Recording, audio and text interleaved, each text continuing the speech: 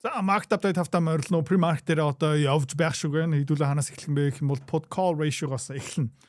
За put call ratio намайг тайлбарласныг хараагүй юм бол юу юм бэ гэх юм бол put авна гэдэг чинь ерөөхдөө хөрөнгөний зах зээл унаа гэсэн мөрий тавьж байгаа гэсэн. Окей. Call авна гэдэг чинь хөрөнгөний зах зээл өснө гэсэн. Бас хувьцаан дээрээ тэгж авч болно. За тэгээ энэ юу юм бэ гэх юм бол энэ зураас дэшээ явах тусам хүмүүс хямарж байгаа гэсэн. Тэгээ унах юм байна. Тэ? Унах юм байна тийм учраас багцаа хамгаалах хэрэгтэй байна тийм учраас put option авах хэрэгтэй байна. За тэгээ та харж байгаа юм бол саяхан би юун дээр зурсан юм бэ гэх юм бол энэ put option call option-оос 4.2 дахин түгээмэл байсан. Хизээ юм бэ гэх юм бол 2 сарын сүүлээр юу болсон бэ гэх юм бол тийм Америк, Иран, Израилийн дайн эхэлсэн тухайн хүмүүс нь бүгдээрээ сандраад маш олон put option худалдаж авсан. За тэгээ саяхан бас энэ 6 сарын үеэр хөрөнгөний зах зээл пуужнаад эхлэхдээ хүмүүс яасан бэ гэх юм бол маш олон call option авсан. За тэгээ put option авж ийна гэдэг чинь хүмүүс айгүй сандарч байгаа гэсэн үг, call option авж ийна гэдэг чинь айгүй олон хүмүүс шуналтаж байгаа гэсэн үг. За энэ put call option-ы ratio одоо хаана явж байгаа юм бэ гэх юм бол 0.6 дээр явж байгаа. Окей. Хүмүүс ерөөхдөө илүү их put авж байгаа юм байна. Тэ? 0.6. Окей. За тэгээ энэ хайрцаг дотор яваад байгаа юм бол ерөөхдөө хөрөнгөний зах зээл хэвийн байгаа гэсэн хүмүүс нэг сүртэй сандрахгүй байна. За тэгээд шуналтсан ч юм байхгүй юм байна. Айсан ч нэг сүртэй юм байхгүй маань чууд илүү хүмүүс найж байгаа юм байна. Тийм учраас ямар нэг байдлаар том bubble хөдөлгөөн дотор орж байгаа юм уу, байгаа юм уу гэх юм бол миний хувьд бол үгүй ах гэж бодож байна. Окей. Эндээс ерөөхдөө харж болно. За тэгээ одоо хэдүүлээ VIX-ыг харцгаая. VIX хараад үзэх юм бол ер нь бол нэлийн доогуур явж байна. Та харж байгаа юм бол 15 мав дээр явж байгаа. За тэгээ хэдүүлээ удахгүй яах магадaltaй юм бэ гэх юм бол энэ 7 хоногийн дундуур юм уу энэ 7 хоногийн сүүлээр хэдүүлээ дахиад нэг put option авах магадaltaй шүү. Энэ ерөөхдөө манай багцыг ер нь бол сайхан хамгаалдаг гэсэн үг. За тэгээ энэ доор байх тусам ерөөхдөө хямдхан болж байгаа. А тэгээд VIX ер нь юу үзүүлж байгаа юм бэ гэх юм бол хөрөнгөний зах зээлийн хэлбэлцлийг үзүүлж байгаа. За тэгээд ер нь бол хөдөлгөөн маш 50 байх шиг байна. Тэгээд энэ янз бүрийн VIX дээр call option авах юм бол айгүй хямдхан. За ягаад 50 явж байгаа юм бэ гэх юм бол энэ Strait of Hormuz, Иран, Израиль ерөөдөө бид нэг бүгдээрээ дасаа явцсан байх шиг байна. Strait of Hormuz хаалттай, буцаагаар нээлттэй гих мэт чинь Европчууд балардгаараа балардаг юм байна. Америкийн технологийн компаниуд ерөөдөө сайхан явж байгаа юм байна. За тэгээд pre-market-ыг хараад үзэх юм бол S&P-гийн тэ S&P SPY ETF ерөнхийдөө өнөөдөр маргааштай дахиад шинэ all time high руу хүрэх магадaltaй юм байна. RSI нь ерөнхийдөө elevated. За тэгээд QQQ ер нь бол V-shaped recovery хийх гээл ах шиг байна. За өмнө хэдүүлээ энд харж ийсэн тийм ингээд навс унаа тэгээд буцаагаад ингээд өсөө явж байгаа шиг байна. За тэгээд QQQ бас дээшээ хөдлөх магадaltaй. За энийг ягаад баттай биш шүү заяа. Итгэл өндөртэй хэлж байгаа юм бэ гэвэл энэ Dow Jones-оос харж болно. Dow Jones те айгүй олон том хөрөнгө оолтын сангууд энийг авж байгаа. Тэгээд Dow Jones маань ерөөхдөө ингээд зогсолтгүй ингээд айгүй сайхан channel-аараа ингээд дээш явж байна. Одоо жоохон нэг retraction орж ирээд тэгэл ерөөхдөө өргөжлүүлээд өсөх магадaltaй. За IWM бас 300 гараа явцсан байна. А тэгээд алтыг хараад үзэх юм бол хэдүүлээ тийм миний нэг алдаа байж магадгүй гэхдээ хүлээцгээ. Ер нь бол трендээс гарцсан юм бол гарцсан. Ерөөхдөө энэ downtrend бол байсан. А тэгээ энэ channel-аас ерөөхдөө гарч чадсан. Одоо юу хүлээж байгаа юм бэ гэх юм бол retest. Окей?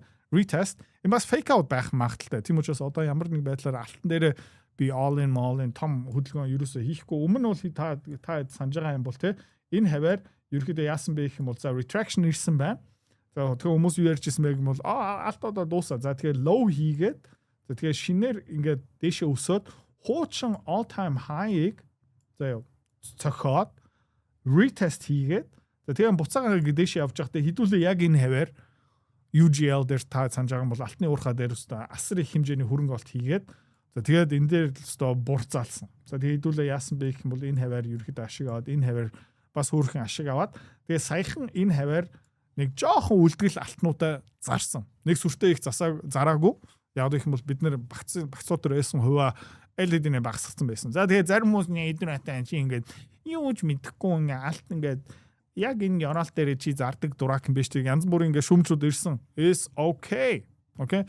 Заавчгүй ингээд зүв байх вирусоо хэрэггүй. За хэдүүлээ миний скул дотор ингээд оруулсан арилжаануудыг хараад үзэх юм бол 53% зүв байсан.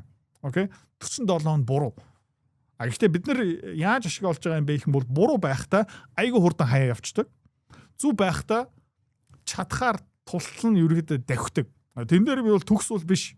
Тэ? Гэхдээ бусад хүмүүсээс илүү туршлагатай сэтгэл зүгээ ингээ айтаахан шиг өдөртөж чадаад тэрэн дээрээ бас сайжирж байгаа. Тэгээд манай school community буюу Pepperstone-ы хөрөнгө оруулалтын community яг ийм зорилготой. Юу заамаар байгаа юм бэ?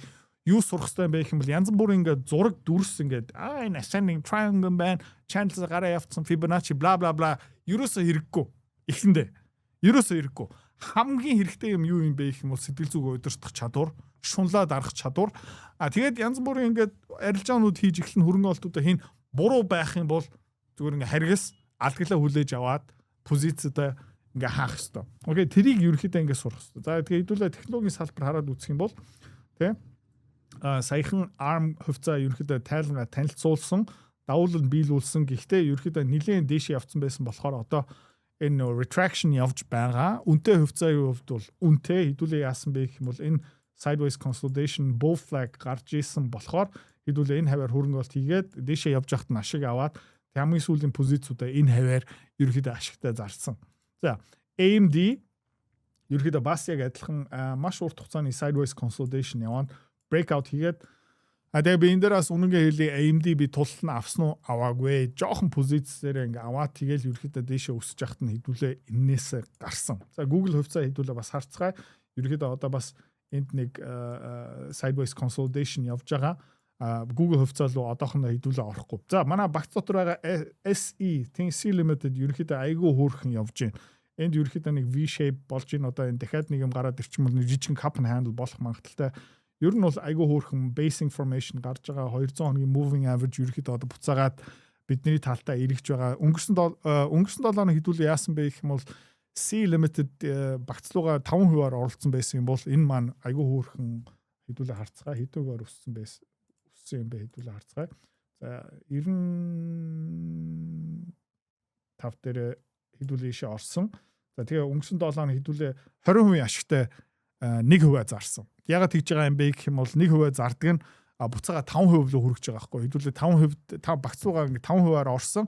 Тэгээ манай багцын 6.1 хэд болоод тэгэл 1%-ийг хаснаа гэдэг чинь буцаагаад 5% руу орж байгаа гэсэн үг. Өөр бид нар энийг хаана хийсэн бэ гэх юм бол тий ServiceNow дээр ер нь бол бас яг адилхан арилжаа хийсэн 90 хэд дээр 90 бас 95 байсан баха ороод тэгээд хэдүүлээ яасан бэ гэх юм бол өнгөрсөн 5 дахь өдөр бас багцаасаа 1% хассан. Гэхдээ ServiceNow дээр хэдүүлээ яасан яаж чадсан бэ гэх юм бол 30% ашиг хийсэн. Тэгээд 1% ашиг 1% багцаасаа гаргаад тодорхой хэмжээний ашиг аваад тэгээд портфолио багцаа буцаагаад баланслж байгаа. За ингэ хараад үзэх юм бол дараагийн хувьцаа Nvidia харцгаа. Ер нь бол тий удахгүй тайлангаа танилцуулна. Хэдүүлээ харцгаа 17 хоногийн дараа ер нь бол тайлангаа танилцуулна. Тэгээд энэ ерөөхдөө өмнөх тий та харж байгаа resistance тий fake out буцаага breakdown тэгээд break тий up тэгээд retest хоёр удаа retest хийгээд энд ерөөхдөө нэлээ томоохон support байх шиг байна. За тэгээд хэдүүлээ яасан бэ гэх юм бол 195 210 дээр Nvidia авсан одоогийн байдлаараа $225 дээр байна. Тэгээ магадгүй энэ 230 хүрэхээрээ хэдүүлээ жоохон ашиг авъя шүү Nvidia дээр. Тэгээ яах магадaltaй юм бэ гэх юм бол дахиад доошоо буурах магадaltaй. Хэдүүлээ харцгаая. Гэхдээ багц дотор бас хөөрхөн жин эзэлж байгаа. Тийм учраас одоохоноос сандарч мандраад нэг зарах хэрэг байхгүй шүү. За манай Pepperstone багц дотор бас тэгээ Nvidia руу 215 дээр орсон. Одоо 224 нэлээ өөрхөн PEP ашиг авсан байгаа. AVGO Broadcom ерөөдөө Nvidia-тай бас яг адилхан та харж байгаа юм бол энд нэг томоохон support resistance тэгээ breakout хийгээд breakdown хийгээд fake out хийсэн. За тэгээд дахиад жоохон sideways consolidation одоо ингээд дэшээ явах гэдэг шиг байна. Тэгээд хэдүүлээ Broadcom дээр яах юм бэ гэх юм бол дахиад жоохон өсөө явчих юм бол баг зэрэг trim хийгээд тэгээд хэдүүлээ юу үлээх юм бэ гэх юм бол дахиад breakdown хийх юм бол дахиад орно. За SanDisk-ийг хэдүүлээ саяхан багц дотор нэмсэн. Ягаад тэгж байгаа юм бэ гэх юм бол энийг log chart руу угаасаа log chart дээр байна. Тэ. За хэдүүлээ юу харж байгаа юм бэ гэх юм бол энэ uptrend-ийг ерөөхдөө жоохон эвдсэн. Гэхдээ энэ компани тулт нь амар ашигтай ажиллаж байгаа. Тэгээд миний таамаг юу юм бэ гэх юм бол 200 хоногийн moving average дээр ирээд энэ дээр bounce хийгээд тэгээ яах магадaltaй юм бэ гэх юм бол энэ буцаагаад ер нь бол хэвийн trading range руугаа орох магадaltaй. За дараа Micron хэдүүлээ харцгаая $840 дээр хаалт хийсэн өнгөрсөн 5 дахь өдөр $270 дээр яг байна. Micron дээрээ сүртэй хийх юм хэрэггүй хөдөлөө 700 дээрээ тултал нь нэмж худалдаж аваад өнгөрсөн 5 дахь өдөр яасан бэ гэх юм бол Micron дээрээ тодорхой хэмжээний ашиг авсан. Тэгээ эрсдлээ бууруулсан. Тэгээ одоо юу хийж байна гэх юм бол еврогийн шорт руугаа эргүүлээд орж байгаа. За өнгөрсөн 7 хоног хэдүүлээ бас Intel руу $95 дээрээ ерөөхдөө орсон. Одоо ингээ буцаагаад дэше өсөө явж гин. Миний хармаар байгаа юм юу юм бэ гэх юм бол энэ 50 хоногийн moving average дээр нэг жоохон bounce хийгээд жоохон доошоо унаад тэгээд өсөлтөө өргөжлүүлэх магадлал. За тэгээ энэ Intel-ийн цаана хөрөнгө оолтын thesis юм уу санаа оноо нь яг юу юм бэ гэвэл чип үйлдвэрлэлийн хүчин чадалтай компаниуд бүгдээрээ ерөөхдөө тултал нь чип үйлдвэрлэж байгаа fab-ууд тий TSMC гэх мэтчлэн тий одоо Intel Corporation бас Америкийн засгийн газар цаана байгаа. Donald Trump бас Intel-ийн хувьцааг тодорхой хэмжээндээ эзэмшдэг. Энэгээр ерөөхдөө Donald Trump бас олон сая доллар ашиг олж чадсан баг. За өнөөдөр хэдүүлээ бас юу хийж байна гэх юм бол Xpeng хувьцаан дээр нэмж авч байгаа. Ер нь бол энд нэг bottom хийгээд энэ дахиад нэг bounce хийгээд double bottom байх магадaltaй 14 хоногийн дараа тайлангаа танилцуулна. Ерөнхийдөө цахилгаан машины борлуулалт Xpeng-ийн хувьд бол хэдтийн зах зээл дээр дайггүй явж байгаа. Энэс болж ерөнхийдөө буцаагаад өсөх магадлал бол маш өндөртэй миний хувьд. Нэмээд robotics зах зээл дээр ерөнхийдөө хөөрхөн ахиц хийж байгаа. Тийм учраас энэ ерөөхдөө бага эрсдэлтэй ерөөхдөө яроолтой хөрцөн байх магадлалтай. Тэгээд дахиад энэ $10 руу буугаад ирэх юм бол энэ тайлан танилцуулахаас өмнө хэдүүл яах юм бэ гэх юм бол дахиад жоохон нэмж авъя шүү. За Microsoft ерөөхдөө энэ gap up болсон ерөөхдөө нэлээд дэше явж байгаа RSI overbought. Тийм учраас Microsoft-аас хэдүүл одоохон жоохон хол байна. Meta ер нь бол тийм ингээ галзуу юм шиг ингээ дээшээ доошоо савлж гин алж яадаг хүний мөрөөдөл заяа бид нар бас яаж чадсан бэ гэх юм бол энэ хаваар аваад энэ хаваар зараад энэ хаваар аваад энэ хаваар зарсан шүү. За тэгээ саяхан энэ хаваар худалдаж авсан одоо юу үлээж байгаа юм бэ гэх юм бол 50 хоногийн moving average-ийг эвдчихмээр байна. Уучлаарай. За тэгээ Америкийн технологийн хувьцаанууд ер нь бол шинэ рекордууд тогтоосоор л байгаа. Ашигт ажиллагаагаар ингээ тэргүүлж байгаа. Тэгээд саяны earnings season ингээ хараад үзэх юм бол тийм одоо яг энэ цаг үед компаниуд ерөөхдөө ашигт ажиллагааныхаа тайлангаа бусад хүмүүстэй хөрөнгө оруулагч нартай хуваалцдаг. Тэгээд ерөөхдөө сайн менежменттэй компаниуд тэднэр лөө бид нэг ингээ хөрөнгө оолт хийдэг. Ер нь бол үргэлж сайн мэдээ гаргаж байгаа. Тэгээд энэ компаниуд ингээ тэр чигтээ ингээ сайн мэдээлэл өндөр ашигтай ингээ дараагийн үйлрэл дараа жилдээ илүү их борлуулалт хийгээд хийнэ мэнэ гэсэн тайлан гаргаж байгаа болохоор эдгээр ингээ бүгдээр өсөж байгаа. За Oracle дээр одоохондоо нэг сүртэй ярих юм байхгүй. Саяхан хэдүүлээ энэ хаваар тултал нь худалдаж аваад саяхан ашиг авсан. Миний таамаг юу юм бэ гэх юм бол одоо дахиад дээшээ явах. Тэгээд тухайн үедээ хэдүүлээ энийг жоохон зарна шүү. Тэгээд ер нь бол Elon Musk шинэ дата центр руу барьж гин. Сансар руу юм явуулна гэж ярьж гин. Meta шинэ дата центр барьж гин. Ер нь бол тэгээд саяхан бас хэдтийн DeepSeek химлойхон үйлчлэг үзүүлдэг модель зардаг компани саяхан бас юу хийсэн бэ гэх юм бол үнэ өсгсөн. Окей. DeepSeek нэлээд сайн химлэл ухааны модельийг зах зээл дээр санал болгож байгаа. Нэлээд хямдхан шинэ модель ер нь бол зарлсан. Зах зээлдээ санал болгосон. Одоо ачаалал дийлэхгүй байгаа. Тэ очор үссэн байгаа. Тэгээ DeepSeek одоо юу хийж байна гэх юм бол үнэ өсгөж байгаа.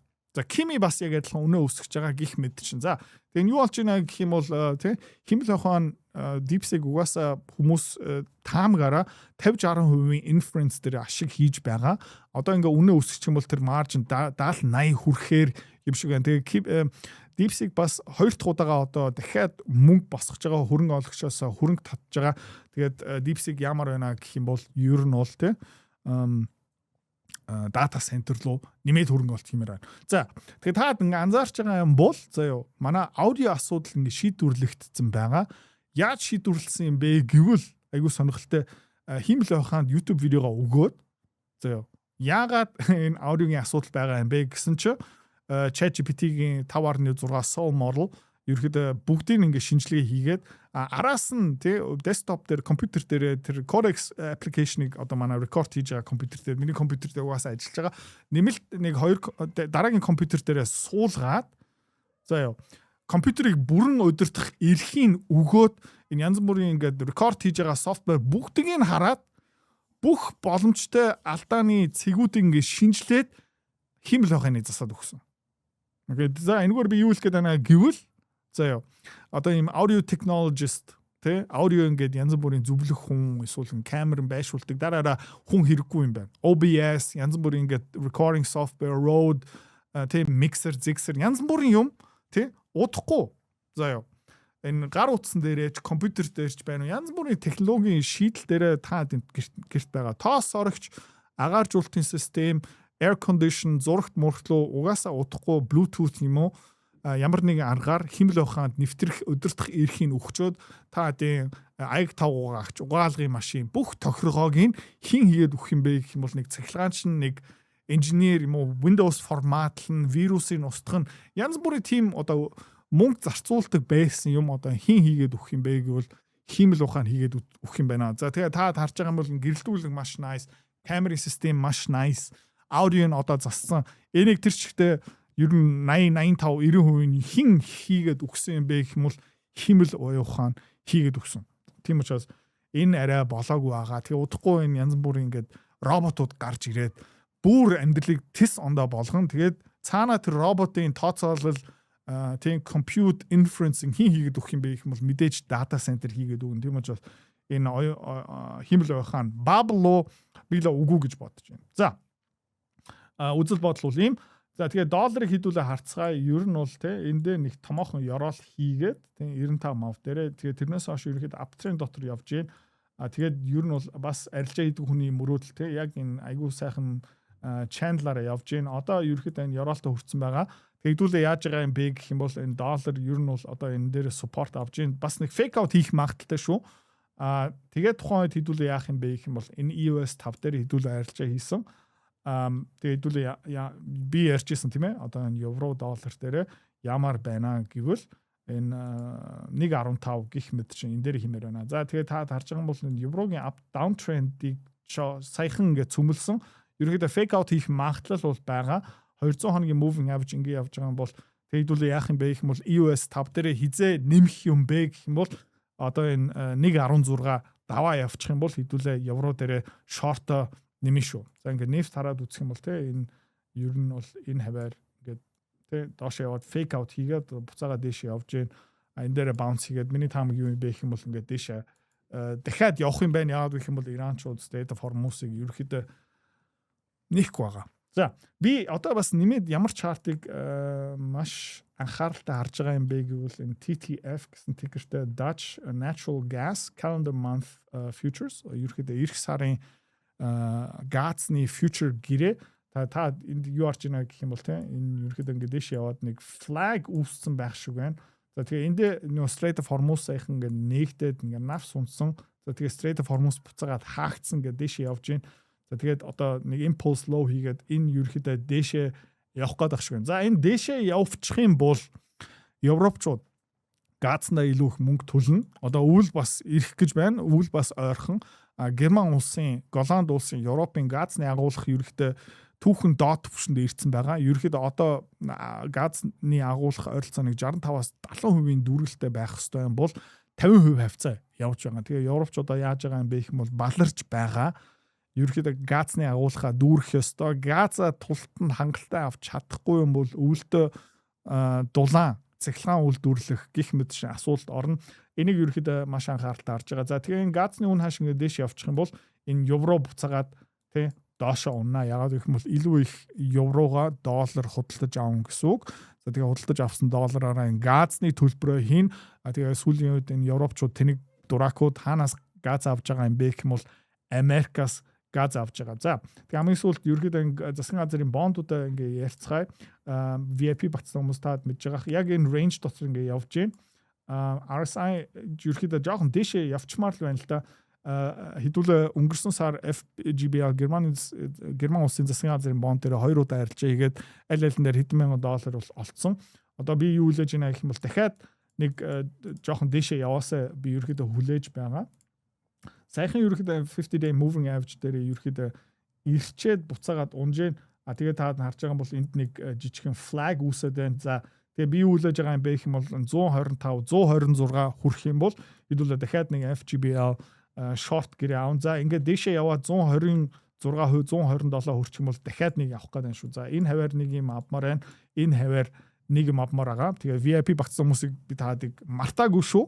Гэхдээ таад мэдж байгаа бид нар энд нэлээд том жинтэй арилжааны хийж байгаа. Тэгээ ийм жинтэй бидний багцыг томоохон нөлөө үзүүлэх боломжтой бас тодорхой хэмжээний эрсдэлтэй байгаа учраас ийм арилжаа хийх үедээ ашиг ба эрсдлийн харьцаа маш эрүүл, маш ашигтай байж ич ерөөхдөө хэдүүлээ энэ арилжаа юм. За тэгээд ерөөхдөө энийг харж байгаа. Тэгээд одоо ер нь бол геополитик хөрөнгөний зах зээлийн дараагийн контент Рафтенбет 2 хийн тэрийг бас та сонирхоод үзээрэй. За тэгээд манай school community 10-аас 20 мянган долларын багцтай юм бол манай school-ийн гишүүн болоорой. Бид нартай хамт арилжаа хийж ашиг олж энийг сураад аваарай. Тэрнээс доош 500 мянган доллартай юм бол манай Pepperstone үйлчлэгээ бас байгаа шүү. За дараагийн контентээр эргээд уулзцгаая. Market update маргааш дахиад орох болно. Bye. Хэрвээ та 500 мянга 2000 доллараар бидний хийдэг судалгаа шинжилгээ геополитикийн нөхцөл байдлаас ашиг хүртгийг хүсвэл шинэхэн боломж бий боллоо. Энэхүү боломж бол Pepperstone. Pepperstone компани нь 2010 онд үүсгэн байгуулагдсан. Дэлхийн 7 гаруй улсын санхүүгийн зохицуулах орноос зөвшөөрлөө авсан бөгөөд таны арилжааг найдвартай түргэн шурхаан гүйцэтгэх. Мөн данс танилахад ямар ч шимтгэлгүй. Pepperstone-оор дамжуулаад олон улсын 1400 гаруй CFD гэрээ худалдаж авах боломжтой ба үүнд Америк нэгдсэн улсын хамгийн шилдэг компаниуд, валютын хослол, мөн бирж дээр арилжаалагддаг сан хүртэл байгаа. Дансаа үүсгэхийг хүсвэл доорх холбоосоор бүртгэлээ хийлгээрэй. Доорх холбоосоор бүртгүүлснээр та 7 хоног болгон бидний арилжааны төлөвлөгөөтэй танилцах болно. Аль хэдийн данстай юм бол доорх формыг бүүснээр бид нар таны мэйл хаяг руу заавар илгээх болно. Мэйл хаягаараа уулзцгаая.